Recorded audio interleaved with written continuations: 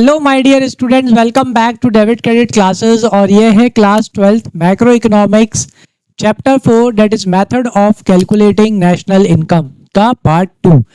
First part में हमने discuss कर लिया था how to calculate national income by value added method, और आज के पार्ट में हम डिस्कस करने वाले हैं how to calculate national income by income method and expenditure method. आज इस चैप्टर की थ्योरी खत्म कर देंगे और फिर इस पार्ट के बाद जो नेक्स्ट पार्ट आएगा उसमें मैं आपको कुछ क्वेश्चंस करके बताऊंगा कि किस तरह से इसके क्वेश्चंस आते हैं और कैसे उन्हें सॉल्व किया जाता है। ठीक है, चलो तो बिना टाइम वेस्ट किए स्टार्ट करते हैं आज का अपना पार्ट 2। और इस पार्ट में कोशिश करेंगे कि ये जो अपना थ्योरी पोर्शन है इसको आज अपन खत्म कर दें। अगर चैनल पे नए हो, अभी तक लाइक नहीं किया, सब्सक्राइब नहीं किया और बेल आइकन को प्रेस नहीं करा तो पहले वो कर दो। चलो तो हम स्टार्ट करते हैं अपना पार्ट 2। और आज हम डिस्कस करेंगे how to calculate national income by using income method. कौन सा मेथड? Income method. जैसे कि अपन ने प्रीवियस क्लासेस में पढ़ा है मैक्रो इकोनॉमिक्स के डेट इनकम है ना। इनकम यहाँ पे कौन सी इनकम आती है? National income refers to sum total of all the factor incomes. कौन सी इनकम? Factor income. तो यहाँ पे इनकम आती है बेटा फैक्टर्स ऑफ प्रोडक्शन के लिए जो प्रोड्यूसर पेमेंट करता है कि नहीं। फैक्टर्स ऑफ प्रोडक्शन के लिए जो प्रोड्यूसर क्या करता है, पेमेंट करता है, वो हाउस होल्ड के लिए क्या हो जाती है, इनकम हो जाती है। तो मतलब income method is the sum total of all the factor incomes that is earned by the resident और the non resident in a domestic territory during a period of 1 year. यानी कि जब अपन इनकम मेथड से national income को calculate करते हैं तो जितना भी प्रोड्यूसर हाउस होल्ड को क्या करता है, फैक्टर पेमेंट्स करता है, वो हाउस होल्ड के लिए क्या होती है बेटा, फैक्टर इनकम होती है। तो फैक्टर्स ऑफ प्रोडक्शन क्या होते हैं? लैंड के लिए वो क्या देता है, रेंट देता है। नेक्स्ट क्या हो गया, लेबर को वो क्या देता है, वेजेस या कंपनसेशन टू एम्प्लॉइज भी बोलते हैं उसको। थर्ड, कैपिटल के लिए वो क्या देता है, इंटरेस्ट। और फोर्थ, एंटरप्रेन्योर स्किल्स के लिए वो क्या देता है, प्रॉफिट देता है। किसको? हाउस होल्ड को। तो household are the owners और the suppliers of factors of production, और उनको इन सब चीजों के लिए क्या मिलता है, पैसा मिलता है ना, इन फैक्टर सर्विसेज के लिए। तो वो उनके लिए क्या हो जाती है, इनकम हो जाती है। मतलब इनकम मेथड में अपन इन्हीं सब इनकम्स का क्या लगा देंगे, टोटल लगाएंगे, तो अपने को नेशनल इनकम मिलेगी। मतलब सिर्फ अकेला टोटल लगाने से नहीं, उसमें कुछ एडजस्टमेंट्स भी करना पड़ेंगे, क्योंकि यहाँ पे जो आप इनकम आएगी वो रेसिडेंट नॉन रेसिडेंट की भी आएगी, है ना। तो चलो अब इसको डिटेल में डिस्कस करते हैं। थोड़ा सा बेसिक्स मैंने आपका क्लियर कर दिया, आ जाओ। तो इनकम मेथड में क्या है बेटा, according to this method national income is estimated in the terms of factor payments. कैसे? Factor payments. फैक्टर पेमेंट्स क्या क्या होते हैं बेटा? कंपनसेशन ऑफ एम्प्लॉइज, है ना, लेबर को मिला जाता है। रेंट, लैंड के लिए दिया जाता है। कैपिटल के लिए इंटरेस्ट मिलता है हाउस होल्ड को। और एंटरप्राइज स्किल्स के लिए उन्हें क्या मिलता है, प्रॉफिट मिलता है to the owners of the factors of production that is labour, land, capital and enterprise during an accounting year. तो क्या बोलेंगे, sum total of factor income generated within the domestic territory of a country. क्या लिखा बेटा? Sum total of factor income generated within the domestic territory of a country by the resident और non resident. चाहे वो resident हो चाहे वो non resident हो, उसको क्या बोलते हैं, उसको बोलते हैं अपन डोमेस्टिक इनकम। कौन सी इनकम? Domestic income. तो net factor income from abroad is added to the domestic income to find the national income. तो अपन क्या करते हैं, अपनी डोमेस्टिक इनकम में net factor income from abroad को क्या कर देते हैं, ऐड कर देते हैं। तो अपन क्या पे पहुंच जाते हैं, अपने नेशनल इनकम पे पहुंच जाते हैं। तो व्हाट आर फैक्टर इनकम्स, ये अपन ने पिछले चैप्टर्स में भी डिस्कस किया है, वापस से इसको डिस्कस कर लेते हैं। तो फैक्टर इनकम्स क्या होती है बेटा? What ever the factor payments that house hold receives for rendering these factors of production और फैक्टर सर्विसेज, उन्हें क्या बोलते हैं, फैक्टर इनकम बोलते हैं। और फैक्टर इनकम क्या होती है? फैक्टर इनकम होती है अर्नड इनकम। कौन सी इनकम? अर्नड, जो कि क्या करी है इन्होंने, कमाई हुई है। आ जाओ। So factor income refers to the income earned by a person as a reward for rendering factor service. Is that clear? तो फैक्टर इनकम क्या है? फैक्टर इनकम रिवार्ड होती है जो कि आप फैक्टर सर्विसेज देता है, हाउस होल्ड क्या देता है, हाँ, प्रोड्यूसर सेक्टर को फैक्टर सर्विसेज देता है। तो उस फैक्टर सर्विसेज के बदले में हाउस होल्ड को क्या मिलता है, एज ए रिवॉर्ड जो पेमेंट मिलता है वो उनकी क्या होती है, फैक्टर इनकम होती है। It does not include any income which is not earn, यानी कि इसमें कोई सी भी वो इनकम नहीं होती जो उन्होंने कमाई नहीं है, और which factor services has not been render, या जिसके लिए क्या रेंडर नहीं करे हैं आपने, फैक्टर सर्विसेज या सर्विसेज रेंडर नहीं करी। और अपन ने पहले भी पढ़ा है that national income refers to sum total of all the factor incomes. Is that clear? ठीक है। तो यहाँ पे ट्रांसफर इनकम्स नहीं आती हैं, यहाँ पे वो इनकम नहीं आती हैं जो कि कमाई नहीं गई, जैसे स्कॉलरशिप हो गई, ओल्ड एज पेंशन हो गई, है ना, ये भी अपन अपने पिछले चैप्टर्स में डिस्कस कर चुके हैं। आ जाओ, फैक्टर इनकम सबको क्लियर है, आ जाओ। अब बात करते हैं क्लासिफिकेशन और टाइप्स ऑफ फैक्टर इनकम, मतलब जो अपनी फैक्टर इनकम है ना, उनके क्या है बेटा, क्लासिफिकेशंस है। सबसे पहला क्या है बेटा, कंपनसेशन ऑफ एम्प्लॉइज, अच्छे से समझना, क्लियर है, क्योंकि न्यूमेरिकल्स करवाते टाइम आपको इसमें कंफ्यूज किया जाता है। तो कंपनसेशन ऑफ एम्प्लॉय सबको पता है दैट कंपनसेशन ऑफ एम्प्लॉयज किसको दिया जाता है, लेबर को दिया जाता है, एम्प्लॉय को दिया जाता है, क्योंकि वो प्रोड्यूसर सेक्टर को क्या देता है, अपनी सर्विसेज देता है, क्या देता है, सर्विसेज। तो सर्विसेज के लिए क्या मिलता है, कंपनसेशन ऑफ, मतलब कंपनसेशन मिलता है किसको, एम्प्लॉय को।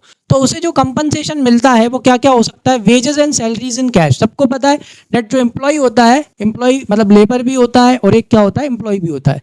लेबर को वेजेस देते हैं और एम्प्लॉय को क्या देते हैं, सैलरी देते हैं, काय में, कैश में या बैंक अकाउंट में डाल देते हैं। It refers to cash paid और transfer to the salary amount of the employee by the employer as a reward for the work done during the period of an accounting year. ये सबको पता है ना, जितना वो काम करता है उतने काम के लिए, उतनी सर्विसेज के लिए उसको क्या दी जाती है, उसको सैलरी दी जाती है, और वो सैलरी उसके अकाउंट में या बाय कैश उसको दी जाती है। तो वो क्या होता है, wages and salaries in cash. Second क्या होता है बेटा, कंपनसेशन ऑफ एम्प्लॉय में payment in kind. Yes, employees को क्या दी जाता है, पेमेंट भी दिया जाता है, वो भी काय में दिया जाता है बेटा, काइंड में दिया जाता है। जैसे कि एग्जाम्पल के तौर पे मैं आपको बताऊं, ज़्यादातर टीचर्स के उसमें ये चीज़ हो जाती है, जो बोर्डिंग स्कूल्स होते हैं वहाँ पे जो टीचर्स होते हैं बाहर से आते हैं, है ना, फिर वो बच्चों को वहीं पढ़ाते हैं, तो वहाँ पे टीचर्स को क्या दे दिया जाता है, अकोमोडेशन दे दिया जाता है। Is that clear? और उसके लिए उनसे कोई चार्ज नहीं किया जाता, बट देखा जाए तो it is payment in kind. वो टीचर्स को क्या दे रहे हैं, एक तरह से पेमेंट दे रहे हैं, काय में, काइंड में। या फॉर एग्जांपल आप एक बहुत बड़े फैक्ट्री के कौन हो, ओनर हो, ठीक है, और आपकी फैक्ट्री बिल्कुल आउटर साइड में लगाई हुई है आपने, तो आपने क्या करा, वहीं पे अपने एम्प्लॉयज़ के लिए एक पूरा सोसाइटी बना दिया, या एक क्या बोलते हैं, मल्टी बना दी है। अब आपका यहाँ पे कोई भी आप मतलब किसी को हायर कर रहे हो, तो आप उससे क्या बोल रहे हो, देखो I will give you 50,000 salary और rent free accommodation. Is that clear? और अगर उस तरह का फ्लैट अगर रेंट पे लिया जाएगा तो कितने रुपए महीने लगेंगे, 10,000 रुपए महीने। तो एक तरह से देखा जाए तो we are giving him 60,000 per month. Date 10,000 रुपी का जो पेमेंट है ना, अपन ने उसको क्या दे दिया, रेंट फ्री अकोमोडेशन दे दिया, तो it is payment in kind. Is that clear? जैसे कि it refers to benefits in kind like rent free accommodation given to the employee by the employers। तो employer क्या करते हैं, अपने employee को rent free accommodation दे देते हैं, ठीक है। तो एक तरह से देखा जाए this is payment in kind. Why it is payment in kind? अच्छा मान लो अपन उसे 50,000 सैलरी दे रहे हैं, ठीक है, और 10,000 का अपन ने उसको फ्लैट दे दिया, तो मैं क्या बोल रहा हूँ, अपन उसे कितना पे कर रहे हैं, देखा जाए तो 60,000 रुपीज अपन उसको पे कर रहे हैं, ठीक है। क्यों क्यों बोल रहा हूँ ऐसा? सपोज कि अगर वो वहां नहीं रह रहा होता, ठीक है, समझ में आया, वो कहीं और जाके रहता, तो उसको 10,000 रुपीज का क्या देना पड़ता है, यस बेटा, रेंट देना पड़ता। समझ में आ गया? क्लियर है? तो एक तरह से वो उसका क्या हो गया, पेमेंट इन काइंड हो गया। आ जाओ, थर्ड क्या है बेटा, employers contribution to social security. जी हाँ, जो एम्प्लॉयर्स होते हैं, जैसे अपन जो होते हैं, अपन एम्प्लॉयर है, ठीक है, तो अपन क्या करते हैं, एम्प्लॉय का सोशल बेनिफिट कॉन्ट्रीब्यूशन करते हैं अपन, जैसे कि ईपीएफ में पैसा जमा करना, ठीक है, ट्रेनिंग प्रोवाइड करना। देखो, it refers to such payment as provident fund contribution by the employer on behalf of the employee. तो अपन एम्प्लॉयर क्या करते हैं बेटा, जो एम्प्लॉयज होते हैं ना, एम्प्लॉय की सैलरी में से 12% अपन डिडक्ट करते हैं, और उतना 12% एम्प्लॉयर यानी अपन को मिला के उनका किस में जमा करना होता है, ईपीएफ, एम्प्लॉयज प्रोविडेंट फंड में अपन को जमा करना होता है, ठीक है। एक तरह से एम्प्लॉय के रिटायरमेंट बेनिफिट्स और उसके लिए होता है ना। तो ये भी क्या हो गया, employers contribution to social security. Then fourth क्या दे रखा है, पेंशन ऑन रिटायरमेंट, ठीक है। हाँ, एक चीज बहुत वो है, शायद बहुतों को पता भी नहीं है, कि जो पेंशन वाला जो सीन है, पेंशन या ग्रेचुइटी बोलेंगे ज़्यादातर, तो ऐसा नहीं है कि सिर्फ गवर्नमेंट सेक्टर में ही ग्रेचुइटी दी जाती है। ग्रेचुइटी मतलब बेटा lump sum payment at the time of retirement, मतलब it's a kind of acknowledgement, मतलब कि अपन जो, जैसे फॉर एग्जांपल अपन एम्प्लॉयर हैं, अपने यहाँ से कोई रिटायर हो रहा है, तो अपन उसे ग्रेचुइटी देते हैं, एक लमसम पेमेंट देते हैं। It is A token of acknowledgement, upon acknowledge कर रहे हैं, सराह रहे हैं कि उन्होंने इतने साल सर्विस दी है अपनी कंपनी को। तो ऐसा नहीं है कि वो सिर्फ गवर्नमेंट सेक्टर में होता है, प्राइवेट सेक्टर में भी क्या है, प्रोविजंस हैं। अगर अच्छा खासा टाइम पीरियड के लिए आपने उस कंपनी में काम किया है, तो you have the right of gratuity. आप क्या ले सकते हो, उस कंपनी से ग्रेचुइटी ले सकते हो। वैसे तो बड़ी बड़ी कंपनियां खुद ही मन से क्या दे देती हैं, ग्रेचुइटी दे देती हैं, मांगने की जरूरत नहीं पड़ती। तो इधर आओ, पेंशन ऑन रिटायरमेंट, तो to be specific it does not refers to old age pension. हाँ, इसमें एक चीज क्लियर है, पेंशन ऑन रिटायरमेंट का मतलब ये वो वाली पेंशन नहीं है, ओल्ड एज पेंशन है ना, जो सरकार देती है किसको, हाँ, जिनकी उम्र ज्यादा हो जाती है, वो नहीं है। It only refers to the pension payments as a part of the service contract between the employer and the employee. ठीक है, यहाँ पे पेंशन क्यों मिल रही है, इसलिए मिल रही है, उसके पीछे का रीजन ये है because there was a contract between the employer and the employee. Is that clear, that employee will serve him, है ना, and at the retirement he will get pension और ग्रेचुइटी। अब पेंशन तो कम, अब ग्रेचुइटी आ गया है, ग्रेचुइटी मिलती है। ग्रेचुइटी मतलब एक लमसम पेमेंट मिलता है जब एम्प्लॉय क्या होता है, रिटायर होता है। ठीक है, it is just token of acknowledgement कि भाई आपने इतने साल हमारी कंपनी को दिए, इसके लिए उसे क्या दिया जाता है बेटा, पेंशन या ग्रेचुइटी दी जाती है ना।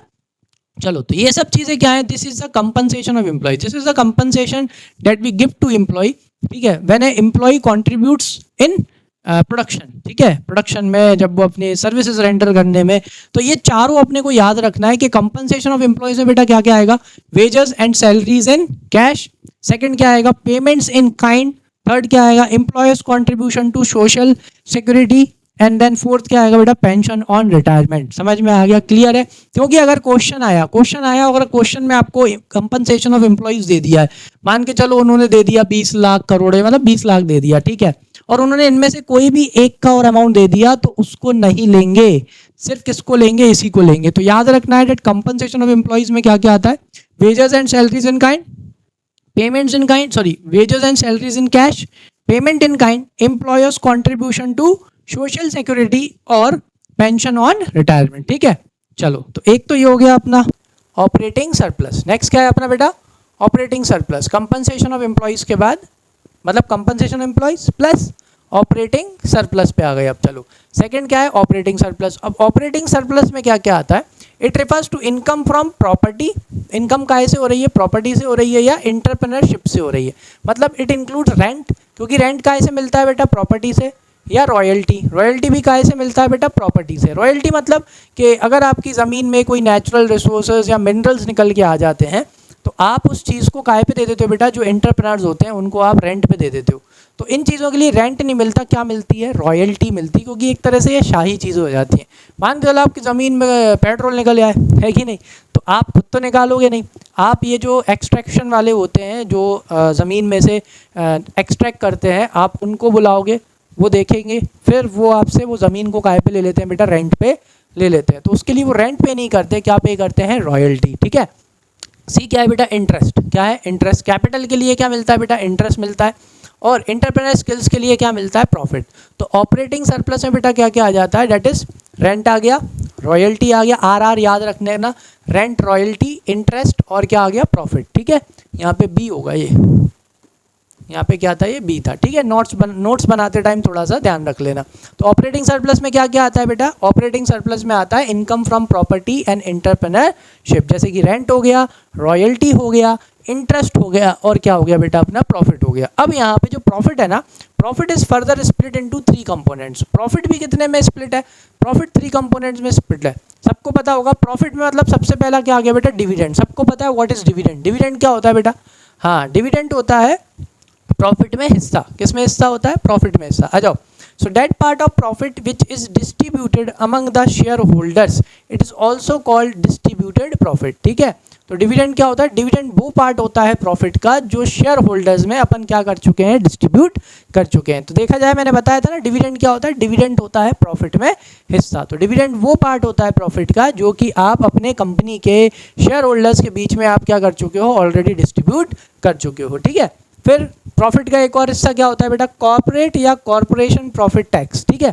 टैक्स दिया जाता है ना, that part of profit which is paid to the government by way of profit tax. Is that clear, जितनी भी कंपनियां हैं उनके ऊपर क्या लगाया जाता है बेटा, कॉर्पोरेट टैक्स लगाया जाता है, कॉर्पोरेशन टैक्स लगाया जाता है। तो ये वो पार्ट होता है प्रॉफिट का जो आप एज ए टैक्स पे करते हो, किसको, गवर्नमेंट को। ठीक है, चलो, थर्ड क्या दे रखा है, अनडिस्ट्रीब्यूटेड प्रॉफिट। यस, क्या होता है ना, कंपनी क्या नहीं करती बेटा, जितने भी बिजनेसेस होते हैं, बड़े बड़े कंपनियां होती हैं, they do not distribute whole profit. वो पूरा का पूरा प्रॉफिट किस में नहीं बांटते बेटा, शेयर होल्डर्स में एज ए डिविडेंड वो डिस्ट्रीब्यूट नहीं करते। क्यों, क्योंकि कुछ प्रॉफिट वो अपने बिजनेस में ही रखते हैं वापस से बिजनेस में लगाने के लिए। ठीक है, it is a that part of profit which is retained by the firm. ये वो प्रॉफिट है जो कि फर्म ने क्या कर रखा है बेटा, रिटेन, रोक के रख रखा है फॉर द फ्यूचर यूज़। इस प्रॉफिट को वो फ्यूचर में यूज़ करती है, particularly to meet some contingent liability या कंटिजेंट एक्सपेंसेस। कंटिजेंट एक्सपेंस क्या होते हैं?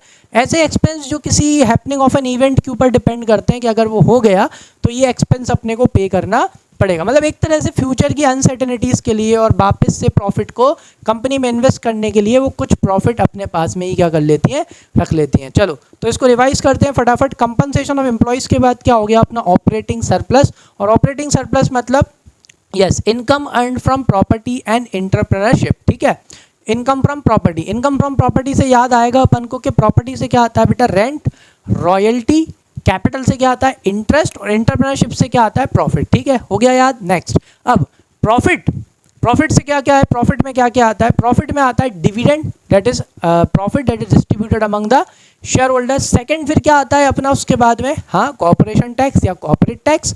और फिर उसके बाद में थर्ड अपना क्या आता है, थर्ड आ जाता है अपना अनडिस्ट्रीब्यूटेड प्रॉफिट्स या जिसे रिटेन्ड प्रॉफिट भी बोलते हैं। ठीक है, तो याद रखना ऑपरेटिंग सरप्लस में क्या क्या आता है बेटा, प्लस, और ये भी याद रखना कि प्रॉफिट में क्या क्या आता है। ठीक है, क्वेश्चंस करते टाइम ये बहुत काम में आएगा। चलो भाई, लास्ट क्या कौन सी इनकम होती है बेटा, मिक्स्ड इनकम। कौन सी इनकम? चलो भाई, मिक्स्ड इनकम क्या होती है? देखो मिक्स्ड इनकम क्या होती है मैं आपको बताता हूँ। कुछ आपने ऐसे बिजनेस देखे हैं जिसमें कि ज़मीन भी उन्हीं की है, ठीक है, ज़मीन भी उन्हीं की है, लेबर भी उन्हीं का है, कैपिटल भी उन्हीं का है, और जो एंटरप्रेन्योर है वो भी उन्हीं का है। सबसे अच्छा एग्जांपल है फार्मिंग। कौन सी? फार्मिंग। फार्मिंग में होता है ऐसा, फार्मिंग हो गया, या और भी एक बहुत अच्छी कम्युनिटी है जिसमें ये चीज़ बहुत चलती है, जो सोनी है, सोनी होते हैं, जैन होते हैं। वो लोग क्या करते हैं, उनका खुद का ही बिजनेस होता है, मतलब खुद की ही जगह होती है। Is that clear? आ गई बात समझ में? कोई रेंट वेंट में नहीं। ठीक है, खुद का ही लेबर या खुद के ही एम्प्लॉय, मतलब परिवार होता है, पूरा पूरा परिवार उस बिज़नेस में क्या कर रहा होता है बेटा, काम कर रहा होता है ना। सोनी और जेन्स में ज़्यादातर देखा जाता है। फिर उसके बाद में क्या होता है, कैपिटल भी उन्होंने खुद का ही लगा रखा होता है, कोई लोन नहीं, कुछ नहीं। Is that clear? और एंटरप्रेन्योर स्किल्स, भाई पैदा ही बिल्कुल बिजनेसमैन वाली बुद्धि के साथ, तो वो वाली चीज़ समझ में आ गया। तो यहाँ पे एक तरह से अब इनका मिक्स्ड इनकम मतलब कि भाई अगर मान के चलो कि खुद की जगह है, क्या है, खुद की जगह, अगर खुद की जगह है तो अगर उस जगह को रेंट पे देते तो कितना रेंट आता वो, ठीक, खुद का ही लेबर है, मतलब खुद के ही एम्प्लॉयज़ लगे हुए हैं, खुद ही घर के सब काम कर रहे हैं। तो अगर उन्हें हायर किया जाता, मतलब जो जो पोजीशन पे घर के लोग काम कर रहे हैं उन्हें अगर हायर किया जाता तो उनको मतलब कितनी सैलरी देनी पड़ती, that is the mixed income, part of mixed income. फिर उसके बाद में जो कैपिटल खुद से लगा रखा है, अगर वो कैपिटल कैसे लिया जाता है, एज ए लोन लिया जाता तो उस पर कितना इंटरेस्ट देना पड़ता। Is that clear? और बिजनेस का प्रॉफिट तो निकल के आ ही जाएगा, तो वो क्या हो जाती है बेटा, मिक्स्ड इनकम होती है। क्या होती है? Mixed income, which means here all the factors of production are owned. क्या कर रखे हैं, खुद ने ही ओन कर रखे हैं। इधर आओ, तो mixed income refers to the income of the self employed, क्या, self employed person using their own labour, उनकी खुद की लेबर है, घर के लोग ही काम कर रहे हैं, खुद की ज़मीन है, खुद का कैपिटल है, और खुद ही कौन है भैया, entrepreneur in their household enterprise. बोला ना मैंने, कौन सी इंटरप्राइज बेटा, household enterprise. These incomes are mixture of wages. तो ये इनकम क्या है बेटा, मिक्सचर है, किसका, वेजेस का, रेंट का, इंटरेस्ट का और प्रॉफिट का। That is why it is called mixed income. इसलिए इसे कौन सी इनकम बोला जाता है, मिक्स्ड इनकम बोला जाता है। क्यों मिक्स्ड इनकम बोल रहे हैं, द रीज़न इज़ क्योंकि इधर जिन उनका खुद का ऑफिस है या उनका खुद का क्या है, शोरूम है, तो उसका वो रेंट दे रहे हैं क्या, नहीं दे रहे। जो नहीं दे रहे तो वो एक तरह से उनके लिए क्या है, इनकम। हम उनके यहाँ पे जितने भी उनके परिवार के सब क्या बोलते हैं, काम कर रहे हैं, सब ने अपने अपने काउंटर संभाल रखे हैं या जो भी है, इज दैट क्लियर? तो उनको क्या सैलरी दी जा रही है, नहीं दी जा रही है, लेकिन पे भी तो नहीं किया जा रहा ना, तो वो उस घर की क्या हो गई, इनकम हो गई। जो कैपिटल उन्होंने खुद से लगा रखा है, उन्हें इंटरेस्ट देना पड़ रहा है, नहीं देना पड़ रहा, तो वो भी उनकी क्या हो गई बेटा, इनकम हो गई। और फिर प्रॉफिट तो उनका बनेगा ही बनेगा। समझ में आ गया? तो एक तरह से ये क्या हो जाती है, मिक्स्ड इनकम, सभी चीज़ों का मिक्सचर, लैंड का रेंट, लेबर का सैलरी और वेजेस, और कैपिटल का इंटरेस्ट, और एंटरप्रेन्योरशिप का प्रॉफिट। ठीक है, तो separate estimation of wages, rent, interest and profit is not possible. यहाँ पे पॉसिबल नहीं होता, because factors of production are not hired, क्योंकि यहाँ पे फैक्टर ऑफ प्रोडक्शन हायर नहीं करे, परचेज नहीं करे फ्रॉम द मार्केट। समझ में आ गया? क्लियर है? चलो तो बस ये अपन ने तीनों चीज़ें समझ ली। फटाक से एक बार क्विक रिवीजन करते हैं। Compensation of employees, yes compensation of employees कितने टाइप्स के होते हैं बेटा? 4 टाइप्स के हो जाते हैं। उसमें सबसे पहला क्या हो जाता है? Wages and salary paid in cash, is that clear? Then payment in kind, then employers contribution in social security, और लास्ट वाला क्या था अपना? लास्ट वाला तो मेरे ही दिमाग से उड़ गया। डेट इज वो वाला था ना यार, लास्ट वाला क्या था? एक मिनट, हाँ लास्ट वाला क्या था अपना? हाँ पेंशन ऑन रिटायरमेंट। ठीक है, चलो फिर उसके बाद में नेक्स्ट क्या था अपना? Operating surplus. कौन सा surplus? Operating surplus. Operating surplus में क्या क्या आता है? ऑपरेटिंग सरप्लस में that is income from property and entrepreneurship. तो प्रॉपर्टी से क्या क्या याद आ जाएगा? रेंट और रॉयल्टी। और कैपिटल के लिए क्या मिलता है? इंटरेस्ट। और एंटरप्रेन्योरशिप के लिए क्या होता है बेटा? प्रॉफिट। ठीक है, फिर उसके बाद में प्रॉफिट के कितने हिस्से हैं? प्रॉफिट भी अलग अलग हिस्से होते हैं, प्रॉफिट के भी कंपोनेंट्स होते हैं, डेट इज डिविडेंड, है ना। फिर उसके बाद में क्या होता है? Corporation tax. और फिर लास्ट में अपना क्या था? That was retained profit. ठीक है, या अनडिस्ट्रीब्यूटेड प्रॉफिट, है ना। फिर उसके बाद में अपन ने देखा मिक्स्ड इनकम। तो जब अपन इन तीनों को क्या कर देते हैं, सॉरी इन तीनों को अपन क्या करते हैं? जब ऐड कर देते हैं, क्या कर देते हैं? ऐड। तो क्या निकल के आता है? एनडीपीएफसी। इधर आओ, ये रहा।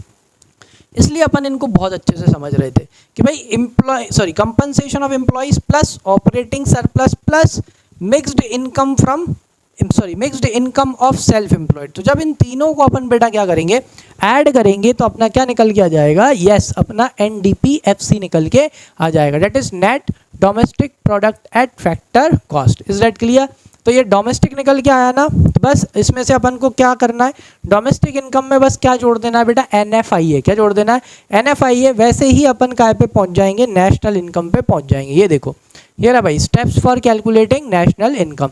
तो जैसे ही अपन ने कैलकुलेट कर लिया, डेट इज एनडीपीएफसी कैलकुलेट कर लिया अपन ने, तो क्या निकल के आ गया? एनडीपीएफसी आ गया। बस इसमें क्या जोड़ दो आप?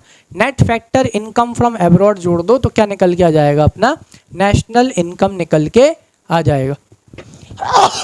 Sorry, I am extremely sorry. हाँ, तो क्या निकल के आ जाएगा अपना बेटा? एनडीपीएफसी में जैसे ही अपन अपनी बाहर की इनकम यानी डोमेस्टिक इनकम में, कौन सी इनकम है? डोमेस्टिक इनकम में जैसे ही अपन अपनी बाहर की इनकम जोड़ेंगे, that is net factor income from abroad, तो क्या निकल के आ जाएगी? अपनी नेशनल इनकम निकल के आ जाएगी, डेट इज एनएनपीएफसी। ठीक है, हाँ थोड़ी सी की तबीयत सही नहीं है, मौसम चेंज हो रहा है। चलो आ जाओ, क्या है भाई? प्रिकॉशंस। जैसे अपन ने देखा था ना वैल्यू एडेड मेथड में भी कुछ प्रिकॉशंस थे, वैसे ही यहाँ पे भी वही सेम प्रिकॉशंस हैं। ठीक है, कुछ सावधानी बरतनी है जब अपन इनकम मेथड से क्या कैलकुलेट करेंगे बेटा? नेशनल इनकम कैलकुलेट करेंगे। आ जाओ, क्या क्या प्रिकॉशंस हैं? सबसे पहला क्या है? Following precautions. चलो भाई, पहला है ट्रांसफर अर्निंग। कौन सी अर्निंग बेटा? ट्रांसफर अर्निंग, जैसे कि ओल्ड एज पेंशन हो गई, अनएम्प्लॉयमेंट अलाउंस दैट इज बेरोजगारी भत्ता हो गया, स्कॉलरशिप हो गई, पॉकेट एक्सपेंसेस हो गए, should not be included in the national income. भाई उनको आपको कहाँ इंक्लूड नहीं करना? नेशनल इनकम में इंक्लूड नहीं करना। उसके पीछे का रीज़न क्या है बेटा? इन इनकम्स के वजह से कोई भी गुड्स एंड सर्विसेज क्या नहीं हो रही? प्रोड्यूस नहीं हो रही। जिन बच्चों को याद है, मैंने शायद 3rd चैप्टर में मैंने बताया था कि आपको जो पॉकेट मनी मिलती है ना, उसे अपन काय में काउंट नहीं करेंगे? अपने नेशनल इनकम में काउंट नहीं करेंगे। The reason is because you are not giving और you are not producing any kind of goods और सर्विसेज। Is that clear?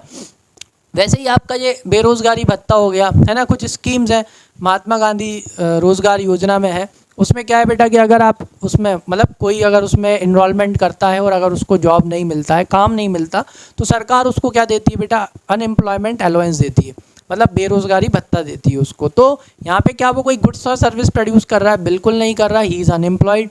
तो एक तरह से इस तरह के पेमेंट्स को, मतलब these are not earned income, तो इनको अपन क्या नहीं करते हैं बेटा? नेशनल इनकम में इंक्लूड नहीं करते, because corresponding to the transfer payments there is no value addition in the economy. मतलब नो वैल्यू एडिशन, इसका मतलब क्या है बेटा? कि कोई भी गुड्स एंड सर्विसेज क्या नहीं हो रहे हैं? यस, प्रोड्यूस नहीं हो रहे हैं। ठीक है, retirement pensions are to be included in national income as these are the part of compensation of employees. Yes, retirement pensions. ठीक है, अगर कोई एम्प्लॉय रिटायर हुआ है और फिर उसके बाद उसको पेंशन मिल रहा है, तो that pension will be included. Reason, क्योंकि उसको जो पेंशन मिल रहा है ना बेटा, उनको जो पेंशन मिल रहा है वो इसलिए मिल रहा है क्योंकि उन्होंने इतने सालों क्या किया? काम किया, अपनी सर्विसेज रेंडर की, डेट इज़ वाई वो पेंशन को इंक्लूड करने का है। चलो second, income from illegal activities, ये अपन ने पिछले उसमें भी देखा था कि जो इलीगल एक्टिविटीज़ होती है जैसे चोरी हो गई, गैम्बलिंग हो गई, इसको क्या नहीं करना, बिल्कुल इंक्लूड नहीं करना नेशनल इनकम में। As regards income generated in terms of black money, it is not included simply because no estimates are available of such income. ठीक है, इनका क्या अवेलेबल नहीं है, इनका कोई एस्टिमेट अवेलेबल नहीं है, इसलिए भी इंक्लूड नहीं किया जाता। और एक और रीज़न, बिकॉज नेशनल इनकम मतलब इनकम, और इनकम यहाँ पे कौन सी इनकम आती बेटा, that is generated from economic activities. और जब इकोनॉमिक एक्टिविटी की डेफिनेशन को अपन पढ़ते हैं तो उसमें एक चीज़ लिखा होता है, आप उसको और डिटेल में पढ़ोगे तो economic activities includes all legal activities. कौन सी एक्टिविटीज़, लीगल एक्टिविटीज़। तो वैसे ही यहाँ पे इलीगल एक्टिविटीज़ अपने आप क्या हो जाती हैं, वाइफ ऑफ हो जाती हैं, जिनको आपको बिल्कुल नहीं लेना। ठीक है, भले ही उनका डेटा अवेलेबल हो चाहे ना हो। ठीक है, नेक्स्ट थर्ड क्या है बेटा, commission paid on sale and purchase of second hand goods are to be included in national income as these are reward for rendering the factor services. यही सेम किस में था, सेम अपना पिछला वैल्यू एडेड में भी था कि भाई अगर आप क्या कर रहे हो, अगर आप क्या कर रहे हो, अगर आप कोई सेकेंड हैंड गुड्स बेच रहे हो, क्या बेच रहे हो, सेकेंड हैंड गुड्स बेच रहे हो, उसके लिए आपको जो कमीशन मिल रहा है that commission will be included in national income. Reason is क्योंकि उस गुड्स को बेचने के लिए आपने सर्विस कब दी, इस साल दी ना, तो जब सर्विस इस साल दी तो इनकम कौन से साल की हो गई, इस साल की हो गई। तो वो जो कमीशन मिल रही है उस पर, जैसे सपोज फॉर एग्जांपल आपने कोई सेकेंड हैंड कार बिकवा दी, ठीक है, अब वो सेकेंड हैंड कार कितने की थी, वो सेकेंड हैंड कार थी 5 लाख रुपीज़ की बिकवाई आपने। ठीक है, उस पर आपको कितना परसेंट कमीशन मिल रहा है बेटा, 5%। अब 5% अगर अपन इसका कमीशन निकालते हैं तो कितना आया, 25,000। तो this 25,000 will be included in national income because you given the services in the current year. आपने सर्विस कब दी, इस साल दी। समझ में आ गया, क्लियर है। लेकिन ये जो 5 लाख रुपए की सेकेंड हैंड गाड़ी बिकी है ये इंक्लूड नहीं होगी, क्यों, क्योंकि ये गाड़ी तब आ चुकी है जिस साल ये प्रोड्यूस हुई थी, जिस साल ये नई नई बनी थी ना, एकदम फ्रेश तब। चलो फिफ्थ देख लेते हैं भाई। फिफ्थ पॉइंट क्या है, income in terms of wind fall gain. हाँ भैया लॉटरी लग गई, क्या लग गई, यस लॉटरी लग गई। तो किसी की लॉटरी लगी है तो एक तरह से क्या उसने कोई गुड्स या सर्विसेज मैन्युफैक्चर करे, क्या उसने किसी तरह का वैल्यू एडिशन करा है क्या लॉटरी से, बिल्कुल नहीं किया है बेटा, तो उसे भी इंक्लूड नहीं किया जाता। लाइक फ्रॉम लॉटरीज, ठीक है, should not be included, there is no value addition corresponding to the windfall gains. ठीक है, विंडफॉल गेन से उसने इकोनॉमी में किसी भी तरह का कोई भी वैल्यू एडिशन नहीं किया है, वो तो उसने बस रैंडमली लॉटरी खरीदी और उसका क्या लग गया, लकी नंबर लग गया और वो पैसे जीत गया, तो उसने किसी भी तरह के गुड्स और सर्विसेज इकोनॉमी में जनरेट नहीं करे। तो विंडफॉल गेन्स, विंडफॉल क्यों बोलते हैं, क्योंकि एकदम से हवा आई और सब कुछ बदल के चली गई, होता है ना, किस लॉटरी लगती है और बस सब कुछ चेंज हो जाता है, वैसे ही। ठीक है, देखो भाई सिक्स्थ पॉइंट क्या है, वो अपन ने लास्ट में ही पढ़ा था बेटा, imputed rent of owner occupied house is to be treated along with the rent as component of factor income, it will be included in the national income। मतलब आप खुद के घर में रह रहे हो, उसके मतलब अगर आपका वो घर जिस लोकेलिटी में है उसका कितना रेंट होता, ठीक है, उसका जो रेंट होता है ना उसे भी क्या करने का, इंक्लूड करने का है कि क्यों, क्योंकि एक तरह से क्या होता है ना, पैनी सेव्ड इज पैनी अर्न। Is that clear. आपका खुद का घर है, खुद का घर है तो आपको रेंट देने की ज़रूरत नहीं पड़ रही, तो एक तरह से जो आपको रेंट देने की ज़रूरत नहीं पड़ रही तो वो आपकी क्या हो गई, इनकम हो गई, क्या हो गई, इनकम हो गई। तो इसे इस पॉइंट ऑफ व्यू से देखा जाता है, क्योंकि अगर आप मान के चलो कि आपका खुद का घर नहीं होता तो आप काय पे रह रहे होते, रेंट पे रह रहे होते और उतना आप रेंट दे रहे होते, मतलब उतना आप खर्चा कर रहे होते। लेकिन अगर आपका खुद का घर है और उतने बड़ा घर का जो रेंट होता 20,000 रुपये होता, जो आपको अभी पे नहीं करना पड़ रहा, तो एक तरह से वो आपकी क्या हो गई बेटा, इनकम हो गई। ठीक है, उसको भी क्या करना है, इंक्लूड करना है। ठीक है, चलो यहाँ तक समझ में आया, क्लियर। कोई डाउट हो तो कमेंट सेक्शन में लिख देना। हाँ, एक चीज़ यहाँ पे पहले अभी अपन क्या कर रहे हैं, पूरी थ्योरी पूरा बेसिक अच्छे से समझ रहे हैं। इनकम मेथड अपन ने पूरा समझ लिया कि भाई compensation of employees plus operating surplus plus mixed income को ऐड करेंगे तो क्या निकल के आएगा, NDPFC that is net domestic product at factor cost, और उसमें क्या जोड़ देंगे बेटा, NFIA that is net factor income from abroad, तो क्या निकल के आ जाएगी, नेशनल इनकम निकल के आ जाएगी। उसके अंदर की चीज़ें बहुत अच्छे से पढ़ी हैं, क्यों पढ़ी हैं, क्योंकि न्यूमेरिकल्स करते टाइम आपको कंफ्यूज करेंगे वो। ठीक है, हो सकता है प्रॉफिट दे दें और फिर नीचे डिविडेंड दे दें या कुछ भी दे दें, तो उसको नहीं लेना है, क्योंकि प्रॉफिट में वो ऑलरेडी इंक्लूड होता है। प्रॉफिट के 3 कंपोनेंट होते हैं ना, डिविडेंड होता है, कॉर्पोरेशन टैक्स होता है और क्या होता है लास्ट वाला, रिटेन्ड प्रॉफिट होता है कि नहीं। कंपनसेशन ऑफ एम्प्लॉयज़ क्यों अच्छे से पढ़ा, उसके कंपोनेंट्स अच्छे से क्यों पढ़े, क्योंकि अगर कंपनसेशन ऑफ एम्प्लॉयज़ दे दिया है तो नीचे का कुछ भी दे रखा हो, मतलब वेजेस या सैलरी इन कैश दे रखा हो, employers contribution to social benefits दे रखा हो, चाहे पेंशन दे रखा हो, वो अपन को बिल्कुल नहीं लेना है ना। इसलिए अपन अभी डिटेल में अच्छे से पढ़ रहे हैं ताकि न्यूमेरिकल अच्छे से कर सकें। चलो इसको और ख़त्म करते हैं।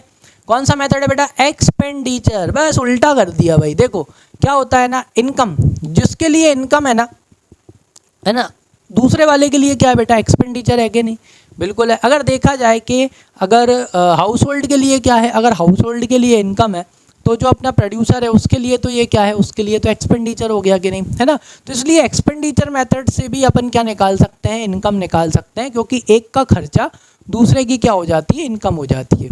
Is that clear. तो यहाँ पे अपने जितने भी सेक्टर हैं, ये सारे के सारे सेक्टर क्या करते हैं बेटा, एक्सपेंडिचर करते हैं। Is that clear. Private consumption expenditure होता है, कौन सा एक्सपेंडिचर होता है, प्राइवेट कंजम्पशन एक्सपेंडिचर होता है यहाँ पे। फिर उसके बाद में इन्वेस्टमेंट एक्सपेंडिचर किया जाता है। तो इन एक्सपेंडिचर्स के बारे में अच्छे से पढ़ेंगे, क्योंकि ये एक्सपेंडिचर ही क्या होती हैं, इनकम हो जाती हैं। और इनका सम टोटल कर देंगे तो अपन को क्या मिल जाएगा, अपना जीडीपी एमपी मिलेगा। और जीडीपी एमपी के बाद उसे एडजस्ट कर लेंगे क्या कैलकुलेट करने के लिए, नेशनल इनकम कैलकुलेट करने के लिए। चलो इधर आओ पढ़ते हैं। तो अकॉर्डिंग टू दिस मेथड, इस मेथड के अकॉर्डिंग क्या हो गया बेटा, national income is estimated in terms of expenditure. ठीक है, national income is estimated in terms of expenditure on purchase of final goods and services. Is that clear. जो final goods and services को खरीदने में जो खर्चा किया जा रहा है, भले इधर खर्चा है, सामने क्या है, इनकम है, समझ में आ गया। इसलिए एक्सपेंडिचर से भी क्या निकाला जा सकता है, नेशनल इनकम निकाला जा सकता है, क्योंकि once expenses others income, this is the funda over here. तो purchase of final goods and services produced in the economy during an accounting year. ठीक है, तो इससे भी अपन क्या निकाल सकते हैं, एक्सपेंडिचर मेथड से नेशनल इनकम निकाल सकते हैं। It is also called consumption and investment method और इनकम डिस्पोजल मेथड। इसे क्या बोलते हैं, कंजम्पशन बोलते हैं। क्यों, क्योंकि यहाँ पे आप कंज्यूम कर रहे हो अपनी इनकम को। इन्वेस्टमेंट बोलते हैं एक तरह से यहाँ पे। कंजम्पशन एंड इन्वेस्टमेंट मेथड क्यों बोलते हैं, क्योंकि इनकम का क्या किया जाता है, या तो उसे कंज्यूम किया जाता है या तो उसे क्या किया जाता है, इन्वेस्ट किया जाता है। ठीक है, और इनकम डिस्पोजल मेथड क्यों, क्योंकि एक्सपेंडिचर मतलब आप अपनी इनकम को क्या कर रहे हो, डिस्पोज कर रहे हो, खर्च कर रहे हो। ठीक है, तो आ जाओ। तो estimation of expenditure on the final goods produce during the year within the domestic territory of a country is equal to the market value of GDP called GDP MP. क्योंकि जो भी खर्चा किया जाएगा, डेट एक्सपेंस, जितना भी expenditure किया जाएगा वो बेटा कहाँ किया जाएगा, मार्केट में। कहाँ किया जाएगा, यस मार्केट में किया जाएगा। इसलिए यहाँ पे क्या निकल के आता है, जीडीपी एमपी निकल के आता है। इसलिए लिखा बेटा estimation of expenditure on the final goods produced during the year. ठीक है, कौन से goods, yes final goods produced during the year within the domestic territory of country is equal to the market value of GDP called GDP MP. मतलब जितना भी expenditure हो रहा है इकोनॉमी में, जब अपन उसका सम टोटल कर देंगे, ठीक है, प्राइवेट फाइनल कंजम्पशन एक्सपेंडिचर हो गया, गवर्नमेंट का एक्सपेंडिचर हो गया, फिर आपका ग्रॉस इन्वेस्टमेंट एक्सपेंडिचर हो गया, उसमें भी दो तरह का होता है, फिक्स्ड एक्सपेंडिचर और आपका इन्वेंट्री इन्वेस्टमेंट होता है। ठीक है, और आपका जो नेट एक्सपोर्ट हो गया, इनको उठा के जब अपन क्या करेंगे, ऐड, अभी आगे देखेंगे, बस सुनो। ठीक है, इनको उठा के जब ऐड कर देंगे ना, दीज ऑल आर एक्सपेंडिचर। ठीक है, इन सबको उठा के जब अपन ने क्या करा, ऐड करा, तो अपन को क्या मिल जाएगा, जीडीपी एमपी मिल जाएगा। और फिर अपन उसे क्या कर देंगे, एडजस्ट कर देंगे to find out the national income. ये देखो आ गया इसका classification. Classification of final expenditure, final expenditure का क्लासिफिकेशन पढ़ते हैं ताकि आपको अच्छे से समझ में आ जाए। तो final expenditure as expenditure on the purchase of domestically produced final goods and services during an accounting year. मतलब एक्सपेंडिचर अकाउंट में, सॉरी एक्सपेंडिचर मेथड में अपन क्या लेंगे बेटा, all the expenditure on final goods and services. ठीक है, और वो फाइनल गुड्स एंड सर्विसेज कहाँ प्रोड्यूस होने चाहिए, अपने देश में। कौन से देश में, यस डोमेस्टिकली प्रोड्यूस। कौन से produce, domestically produce final goods and services during an accounting year. ठीक है, is broadly classified into 4 category. कितने कैटेगरी में क्लासीफाई करे बेटा, 4। एक होता है प्राइवेट फाइनल कंजम्पशन एक्सपेंडिचर। कौन, प्राइवेट फाइनल कंजम्पशन एक्सपेंडिचर। इसमें कौन कौन आते हैं, इसमें आपका हाउस होल्ड आ जाते हैं। कौन आ जाते हैं, हाउस होल्ड आ जाते हैं और एनजीओज आ जाते हैं या नॉट फॉर प्रॉफिट ऑर्गेनाइजेशन आ जाते हैं, क्योंकि वो क्या करते हैं, प्राइवेट फाइनल कंजम्पशन एक्सपेंडिचर करते हैं खुद की वांट को सेटिस्फाई करने के लिए। दूसरा कौन आता है बेटा, गवर्नमेंट फाइनल कंजम्पशन एक्सपेंडिचर। हाँ भाई, अपना जो गवर्नमेंट है वो भी क्या करता है, फाइनल कंजम्पशन एक्सपेंडिचर करता है डिफेंस फोर्सेस के लिए, आर्मी के लिए, mid day meal, school colleges के लिए। और थर्ड क्या होता है बेटा, इन्वेस्टमेंट एक्सपेंडिचर, और क्या करते हैं भाई, इन्वेस्टमेंट करते हैं, ठीक है। और लास्ट वाला क्या हो गया अपना, नेट एक्सपोर्ट्स। क्या हो गया, नेट एक्सपोर्ट। आ जाओ, सबसे पहले डिस्कस करते हैं प्राइवेट फाइनल कंजम्पशन एक्सपेंडिचर। अभी यार बोला था मैंने कौन कौन करता है, हाउस होल्ड, ठीक है, और एक और कौन था अपना, नॉट फॉर प्रॉफिट ऑर्गेनाइजेशन। आ जाओ, so it refers to expenditure on final goods and services by the individual household and not non profit private institution serving society like HelpAge, ठीक है। It includes consumer services, consumer non-durable goods, that is goods which are not repeatedly used in, that is butter or milk. Third क्या हो गया बेटा, consumer durable goods which are repeatedly use for several years like furniture and washing machines etcetera. Is that clear? आ गई बात समझ में कि नहीं? तो प्राइवेट फाइनल कंजम्पशन एक्सपेंडिचर मतलब ये उन चीज़ों के ऊपर खर्चा किया जाता है जो कि क्या होते हैं, फाइनल गुड्स एंड सर्विसेज, ठीक है, जो कि कौन कंज्यूम करता है, हाउस होल्ड कंज्यूम करता है और not for profit organisation consume करती हैं, ठीक है। यहाँ पे कौन से गुड्स हैं, यहाँ पे आपके कंज्यूमर गुड्स हैं जो कि रिपीटेडली प्रोसेस ऑफ उसमें इस्तेमाल नहीं होते, ठीक है।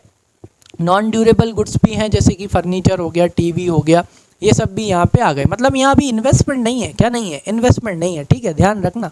चलो नेक्स्ट, सेकंड क्या है बेटा, गवर्नमेंट फाइनल कंजम्पशन एक्सपेंडिचर। और कौन करता है भाई, गवर्नमेंट भी करता है कंजम्पशन एक्सपेंडिचर? नहीं, गवर्नमेंट ये गुड्स खासतौर से गुड्स किन के लिए खरीदता है, हाँ वो खरीदता है किन के लिए, वो अपने डिफेंस फोर्सेस के लिए, स्कूल में मिड डे मील्स प्रोवाइड करने के लिए, आर्मी के लिए, ये सब चीज़ें वो खरीदता है और इनको बहुत ही कंसेशनल रेट पे या फ्री में क्या करता है, डिस्ट्रीब्यूट करता है। आ जाओ, it refers to expenditure on final goods and services by the government like expenditure on purchase of goods for consumption by defense personnel, expenditure on maintenance of administrative services like law, order, education, etc. ठीक है, इनके लिए भी जो वो खर्चा कर रहा है वो सारा का सारा क्या है बेटा, गवर्नमेंट फाइनल कंजम्पशन एक्सपेंडिचर है, ओनली कंजम्पशन एक्सपेंडिचर, ठीक है बेटा। इन्वेस्टमेंट एक्सपेंडिचर में आएगा वो, अभी अपन पढ़ेंगे।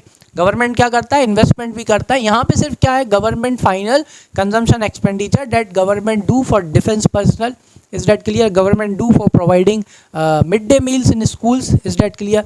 गवर्नमेंट डू लॉ एडमिनिस्ट्रेशन, इनको मेंटेन करने के लिए जो खर्चा करता है वो भी गवर्नमेंट का क्या होता है बेटा, फाइनल कंजम्पशन एक्सपेंडिचर होता है, क्योंकि इससे गवर्नमेंट का कोई रिटर्न नहीं आ रहा। इन्वेस्टमेंट एक्चुअली क्या होता है, जिससे गवर्नमेंट का क्या आ रहा है, रिटर्न आ रहा है, यहाँ कोई रिटर्न नहीं आता सरकार का, ठीक है।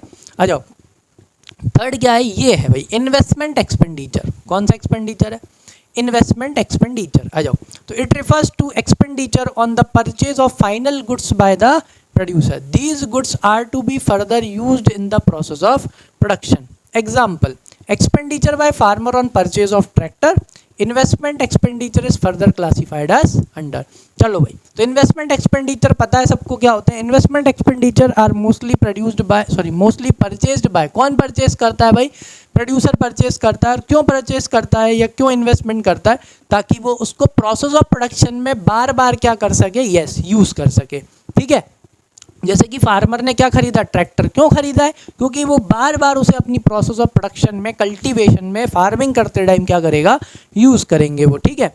चलो, तो इसमें दो तरह के इन्वेस्टमेंट होता है बेटा, एक होता है फिक्स्ड इन्वेस्टमेंट। कौन सा इन्वेस्टमेंट, फिक्स्ड। आ जाओ, फिक्स्ड इन्वेस्टमेंट क्या होता है, fixed investment refers to expenditure by the producers on the purchase of fixed assets like plant, machinery.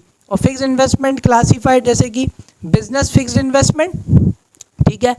Fixed investment by household, yes, और कौन करता है, फिक्स्ड इन्वेस्टमेंट हाउस होल्ड भी तो करता है, क्या बनाने में, अपने खुद के रेसिडेंशियल हाउसेस बनाने में, ये देखो, इन terms of construction of houses, ठीक है। फिर उसके बाद पब्लिक फिक्स्ड इन्वेस्टमेंट और fixed investment bye the government. और कौन करता है बेटा, गवर्नमेंट भी करती है बेटा फिक्स्ड इन्वेस्टमेंट, जैसे कि construction of roads, dams and bridges.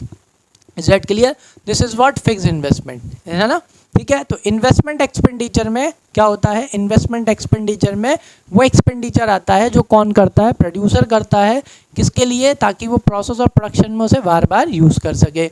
इसमें दो तरह के होते हैं बेटा, एक होता, सबसे पहले अपन जो डिस्कस कर रहे हैं फिक्स्ड इन्वेस्टमेंट। तो फिक्स्ड इन्वेस्टमेंट में बिजनेस फिक्स्ड इन्वेस्टमेंट हो गया, गवर्नमेंट का फिक्स्ड इन्वेस्टमेंट हो गया जो कि गवर्नमेंट रोड डैम्स ब्रिजेस बनाने में करती है, और क्या हो गया, यस, और हाउस होल्ड का फिक्स्ड इन्वेस्टमेंट हो गया जो कि वो किस में करते हैं बेटा, घर बनाने में। याद रखना जब इन तीनों को ऐड किया जाता है ना तब निकल के आता है ग्रॉस इन कैपिटल फॉर्मेशन, ठीक है ना। जब मैं क्वेश्चन कराऊंगा तब इसको और अच्छे से बता दूंगा आपको, है ना, पूरा मैं आपको समझाऊंगा। अभी इतना इतना देख लो अच्छे से। फोर्थ क्या दे रखा है बेटा, नेट एक्सपोर्ट्स। क्या है, नेट एक्सपोर्ट। नेट एक्सपोर्ट क्या है बेटा, एक्स यानी होता है यहाँ पे एक्सपोर्ट माइनस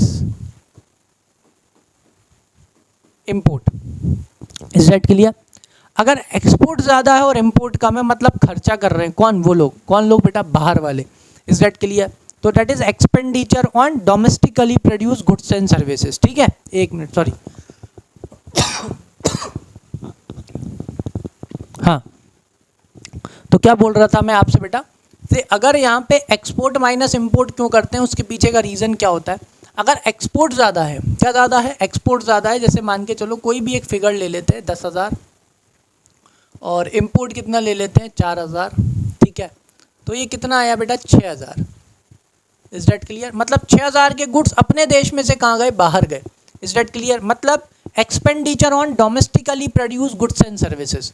एक्सपोर्ट ज़्यादा होते हैं ना, मतलब वो लोग अपने बनाए हुए गुड्स और सर्विसेज के ऊपर क्या कर रहे हैं, खर्चा कर रहे हैं, इसलिए इसको क्या कर दिया जाता है, ऐड किया जाता है। इसलिए हमेशा से ऐसे ही लिखा जाता है, export minus import. Is that clear. अगर ये उल्टा हो जाएगा, क्या हो जाएगा, उल्टा उल्टा हो जाएगा, मतलब जरा यहाँ पे देखना बेटा, बोर्ड में है ध्यान से। अगर मैं इसको अपोजिट कर दूँ, यानी कि अपन एक्सपोर्ट सिर्फ कितना कर रहे हैं, 4,000, ठीक है, लेकिन इंपोर्ट कितने का कर रहे हैं, 10,000 का। बेटा आंसर का में आएगा माइनस का कितना, 6,000। इससे क्या होगा ना बेटा, इससे मतलब, इसका मतलब ये है कि domestically produce goods and services के ऊपर खर्चा नहीं हो रहा। कौन के गुड्स एंड सर्विसेज के ऊपर खर्चा हो रहा है, फॉरेन के प्रोड्यूस गुड्स एंड सर्विसेज पे खर्चा हो रहा है। अब उसका पेमेंट अपन कहाँ से देंगे, यस, अपनी डोमेस्टिक इनकम से उसका पेमेंट जाता है। तो ये यहाँ पे क्या हो गया, नेगेटिव हो गया। तो जब आप पूरा फॉर्मूला लिखते हो, यानी कि ये जैसे ही वो नेगेटिव हो गया, final consumption expenditure plus gross domestic capital formation plus, तो यहाँ पे ये नेट एक्सपोर्ट बेटा माइनस का हो जाता है, और ये क्या हो जाता है, माइनस।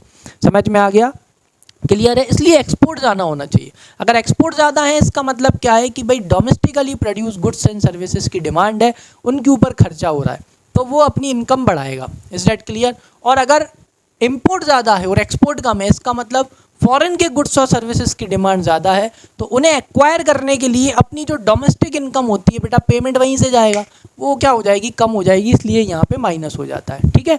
तो मैं आपको ये चीज़ बता रहा था, कौन से वाले में, चलो इधर आते हैं। तो आपका ये क्या हो गया, पहले से पढ़ लेते हैं।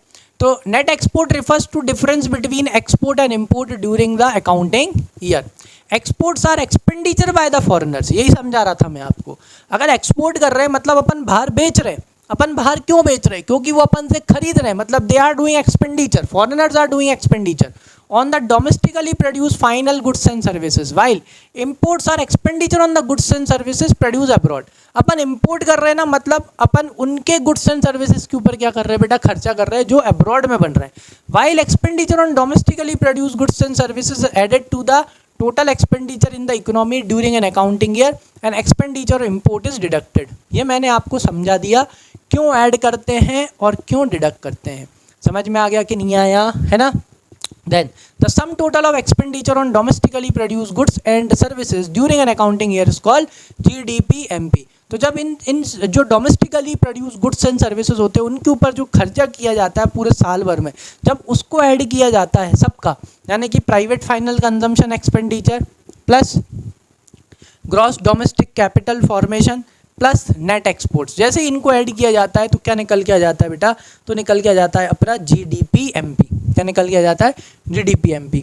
प्राइवेट फाइनल कंजम्पशन एक्सपेंडिचर में क्या क्या था, that is the final consumption expenditure में क्या क्या था, उसमें था private final consumption expenditure by household, government final consumption expenditure, फिर उसके बाद में अपना क्या बोलते हैं जो एनजीओस करते हैं वो इसमें आ गया। ठीक, फिर ग्रॉस डोमेस्टिक कैपिटल फॉर्मेशन यानी जो अपना इन्वेस्टमेंट एक्सपेंडिचर था, कौन सा एक्सपेंडिचर, इन्वेस्टमेंट एक्सपेंडिचर। ठीक है, उसमें भी दो तरह का एक्सपेंडिचर था अपना, एक तो वो था कौन सा वाला, फिक्स्ड इन्वेस्टमेंट, एक इन्वेंट्री इन्वेस्टमेंट भी होता है उसमें। ठीक है, उसमें आपका फिक्स्ड में था बिजनेस इन्वेस्टमेंट। ठीक है, बिजनेस फिक्स्ड इन्वेस्टमेंट, एक जो हाउस होल्ड करते हैं रेसिडेंशियल प्रॉपर्टी के लिए वो भी उनका फिक्स्ड होता है, और गवर्नमेंट करती है जो कि रोड डैम्स ब्रिजेस ये बनाती है उसके लिए। फिर उसके बाद अपना क्या आ गया था, नेट एक्सपोर्ट्स आ गया था। ठीक है, क्लियर है। इसे क्या बोला जाता है, ग्रॉस डोमेस्टिक कैपिटल फॉर्मेशन, क्योंकि इन्वेस्टमेंट का मतलब होता है कैपिटल फॉर्म करना, पूंजी निर्माण करना, इसलिए इसे बोला जाता है ग्रॉस डोमेस्टिक कैपिटल फॉर्मेशन। क्योंकि जब आप पैसा इन्वेस्ट करते हो ना तो एक तरह से आप क्या फॉर्म कर रहे हो बेटा, कैपिटल फॉर्म कर रहे हो। चलो, तो जैसे ही इन सबको ऐड करेंगे क्या निकल के आएगा, यस जीडीपी एमपी निकल के आ जाएगा। और फिर अपन जीडीपी एमपी से क्या निकाल सकते हैं, yes NNP FC, that is our national income. क्या कैलकुलेट कर सकते हैं अपन, अपन अपनी नेशनल इनकम कैलकुलेट कर सकते हैं। ठीक है, कैसे कि भाई मैंने आपको पहले समझाया था, चलो यहाँ साइड में लिख लेते हैं ताकि एक बार और रिवाइज कर ले। ठीक है, और फिर इस सेशन को क्लोज करते हैं। आ जाओ, एनएनपीएफसी नेशनल इनकम। चलो, ग्रॉस को काय में कन्वर्ट करना है बेटा, ग्रॉस को नेट में कन्वर्ट करना है। ग्रॉस मतलब इंक्लूसिव ऑफ डेप्रीशिएशन, क्या हटा दो, डेप्रीशिएशन हटा दो, तो देखो ग्रॉस काय में कन्वर्ट हो गया बेटा, नेट में आ गया, एन हो गया पहला काम। चलो, अब क्या करना है बेटा, डोमेस्टिक इनकम को काय में कन्वर्ट करने का है, नेशनल इनकम को, घरेलू इनकम को नेशनल इनकम में कन्वर्ट करना, मतलब बाहर की जोड़ दो, बाहर की इनकम मतलब NFIA, net factor income from abroad. बस ये यहाँ पे ऐड किया, जैसे ही अपन ने ऐड किया तो भाई डोमेस्टिक इनकम काय में कन्वर्ट हो गई, डोमेस्टिक इनकम नेशनल इनकम में कन्वर्ट हो गई, घरेलू इनकम में बाहर की इनकम जोड़ दो, बस हो गया काम। अब प्रोडक्ट का तो पी रहेगा, पी का तो प्रोडक्ट ही रहेगा। ये कौन सी प्राइस है भैया, ये सॉरी यहाँ आ गए, ये कौन सी प्राइस है, मार्केट प्राइस। मार्केट प्राइस क्या होती है, yes inclusive of NIT, that is net indirect taxes, है ना, समझाया था ना, मार्केट प्राइस मतलब इंक्लूसिव ऑफ टैक्सेस। चलो, तो मार्केट प्राइस में से किसे हटा देंगे, टैक्सेस को हटा देंगे, that is net indirect taxes को माइनस कर देंगे, तो काय पे पहुंच जाएंगे, NNPFC पे, यानी कि नेशनल इनकम पे पहुंच जाएंगे। ठीक है, चलो इसके भी प्रिकॉशंस देख लेते हैं फटाफट। So precautions regarding expenditure method. So only final expenditure is to be taken into account to avoid the error of double counting भैया। ठीक है, सिर्फ कौन से खर्चे लेने हैं बेटा, expenditure on final goods and services only, सिर्फ उन्हीं को लेने का है। ठीक है, इज दैट क्लियर। तो क्या होगा, प्रॉब्लम ऑफ डबल काउंटिंग हट जाएगी। दूसरा, एक्सपेंडिचर किस पे, सेकंड हैंड गुड्स पे नहीं लेना, because value of second hand goods has already been accounted during the year of their production. अभी अपन ने उसमें भी देखा था, एक्सपेंडिचर वाले में भी, वैल्यू एडेड में भी देखा था कि भाई सेकंड हैंड गुड्स की वैल्यू तो लेना ही नहीं है। रीज़न क्या है, क्योंकि इनकी वैल्यू कब ऐड हो चुकी, जब ये क्या हो गए थे, यस जब ये प्रोड्यूस हो गए थे जिस साल में। थर्ड क्या है बेटा, एक्सपेंडिचर ऑन शेयर्स बॉन्ड्स, इसको भी नहीं लेना। जो आप शेयर्स और बॉन्ड्स में आप क्या कर रहे हो, इन्वेस्ट कर रहे हो, इनसे कोई क्या नहीं हो रहा है, इनसे कोई गुड्स नहीं बन रहा है, इससे कोई वैल्यू एडिशन नहीं हो रही, फिजिकल गुड्स और सर्विसेज कोई जनरेट नहीं होते। इस वजह से included in the total expenditure as these are merely paper claims and are not related to the production of final goods and services, such expenditure do not cause any value addition। बेटा इन खर्चों से ना direct क्या नहीं होती, direct कोई value addition नहीं होती। ये मत बोलना कि सर हम शेयर में पैसा लगाएंगे, वो पैसा कंपनी के पास जाएगा, फिर कंपनी उससे गुड्स एंड सर्विसेज प्रोड्यूस करेगी। नो, बिकॉज दिस मनी, ये जो पैसा होता है ना बेटा, ये पैसा एक तरह से डायरेक्टली क्या नहीं कर रहा है, गुड्स और सर्विसेज प्रोड्यूस कर नहीं रहा, ये सिर्फ क्या है, पेपर क्लेम्स है, bonds, debenture, shares. Is that clear, that is the reason. तो इनको इंक्लूड नहीं करना, याद रखना। ठीक है, फोर्थ क्या बेटा, expenditure on transfer payments by the government is not to be included because transfer payments do not cause any value addition in the economy. ये भी मैंने आपको समझाया था, जितने भी ट्रांसफर पेमेंट्स होते हैं, ओल्ड एज पेंशन, स्कॉलरशिप हो गई, ठीक है, किसी का बच्चा बाहर से अपने माँ बाप को क्या भेज रहा है, पैसे भेज रहा है, what is this, these are transfer income. और इन ट्रांसफर इनकम से क्या वो कोई वैल्यू ऐड कर रहे हैं इकोनॉमी में, वो कोई वैल्यू ऐड नहीं कर रहे। स्कॉलरशिप, बच्चे को स्कॉलरशिप मिल रही है, क्या वो कोई वैल्यू ऐड करी उसने इसलिए उसे स्कॉलरशिप मिली, नहीं, ही जस्ट स्कोर्ड गुड, और या तो he belongs to a certain category, that's it, he is getting the scholarship, he is not adding any value in the economy as a goods and service. तो इस वजह से इन्हें क्या नहीं करा जाएगा, बिल्कुल इंक्लूड नहीं किया जाएगा किसी भी तरह के ट्रांसफर पेमेंट्स, यानी ओल्ड एज पेंशन। कौन सी पेंशन, ओल्ड एज, ठीक है, गवर्नमेंट एम्प्लॉय वाली नहीं। हाँ दूसरा, क्या था, स्कॉलरशिप हो गया, ठीक है, या कोई बच्चा अपने माँ बाप को पैसे भेज रहा है ना, इस तरह की चीज़ें, चैरिटी, डोनेशन, ट्रांसफ़र इनकम बिल्कुल आप इंक्लूड नहीं करोगे। चलो फिफ्थ क्या है, imputed value that is estimated value of expenditure on goods produced for self consumption should be taken into account as these goods are reflected in the estimation of GDP. अगर आपने कोई goods और services produce करे हैं और आप उसे क्या कर गए, सेल्फ कंज्यूम कर गए, तो बेटा उसको क्या करना है, उसको काउंट करना है, क्योंकि अगर वो गुड्स एंड सर्विसेज आप खुद प्रोड्यूस नहीं करते तो आप मार्केट से खरीदते, समझ में आया। जैसे फॉर एग्जांपल फार्मर्स करते हैं, फार्मर बढ़िया वीट उगाते हैं, राइस उगाते हैं, तो वो क्या मार्केट से खरीदेंगे, बिल्कुल नहीं खरीदेंगे, वो अपने खुद के लिए क्या रख लेते हैं, पूरे साल भर के लिए स्टॉक रख लेते हैं, समझ में आया। तो वो क्या है, सेल्फ कंजम्पशन, मतलब अगर आपने कुछ सेल्फ कंजम्पशन के लिए चीज़ प्रोड्यूस की है तो उसकी भी एस्टिमेटेड वैल्यू को निकाल के जीडीपी में क्या करा जाता है, क्या करा जाता है, इंक्लूड किया जाता है, ठीक है। बस तो इसी के साथ अपना इसका जो थ्योरेटिकल पोर्शन है वो ख़त्म होता है, ठीक है। मैं आपको इसके कुछ क्वेश्चंस भी कराऊंगा ताकि आपको और अच्छे से क्लियर हो जाए कि वैल्यू एडेड मेथड का तो खैर एक क्वेश्चन कर भी लिया था, एक आध क्वेश्चन उसका, एक दो क्वेश्चन इनकम मेथड के और एक दो क्वेश्चन एक्सपेंडिचर मेथड के मैं आपको बढ़िया नेक्स्ट क्लास में करा दूंगा, और इस चैप्टर को बढ़िया पक्का करके अपन क्या करेंगे, नेक्स्ट क्लास में ख़त्म कर देंगे, अगर क्वेश्चन सारे नेक्स्ट क्लास में हो पाए तो, ठीक है। वैसे तो खैर नहीं हो पाएंगे, एक क्लास और लगेगी, लेकिन कोई दिक्कत नहीं बेटा, इंपॉर्टेंट चैप्टर है, इससे एक क्वेश्चन बनता ही बनता है, ठीक है। चलो तो अब अगर सब समझ में आया हो तो बढ़िया लाइक कर दो, कमेंट कर दो और सब्सक्राइब कर देना, बेल आइकन को प्रेस कर देना ताकि आपकी एक भी क्लास मिस ना हो। और बेटा क्लास अगर देखते हो, देख के जाते हो, प्लीज़ कमेंट किया करो, एटलीस्ट प्रेजेंट लगा दिया करो तो समझ में आए कि भाई क्लास देख रहे हैं, सब समझ में आ रहा है, और समझ में भी आता है तो भी लिख के जाया करो कि हाँ सर सब समझ में आया, कोई डाउट नहीं है, ठीक है। चलो मिलते हैं अपनी नेक्स्ट क्लास में, थैंक यू।